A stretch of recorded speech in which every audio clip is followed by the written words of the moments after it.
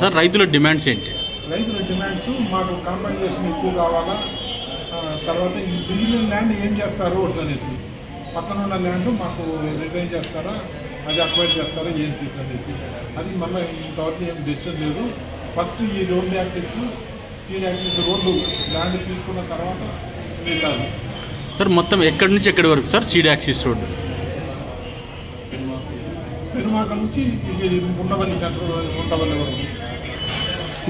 ఇప్పుడు ప్రస్తుతానికి రైతులకు ఎంత నిర్ణయించారు సార్ ప్రభుత్వం నుంచి? ప్రభుత్వం నుంచి 1450 చదరపు గజాలు ఎకరానికి అది ఉంది. వీళ్ళకి ఇంకేమన్నా కావాలంటే వీళ్ళు రేపు చెప్తే అది కమిషనర్ సార్ దృష్టిలో పెడతాం.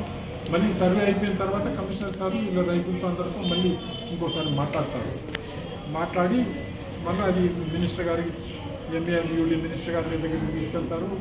అక్కడ నుంచి సీఎం దగ్గర కూడా వెళ్తుంది. నష్టపరిహారం ఏరియా వారిగా ఇస్తారా లేదా అందరికీ ఒకటే ఇంతవరకు ఉండేది. వీళ్ళేమో మాది చాలా విజయవాడకి దగ్గర కాబట్టి మాకు ఎక్కువ ఇవ్వాలట అనేసి అంటున్నారు. నష్టపరిహారం వద్దు, మాకు వేరే భూమి కావాలంటే వాళ్ళకి అది కూడా పెడతాం. సాధ్యాసాధ్యాలు చూస్తారు. మాకు గ్రామ రైతు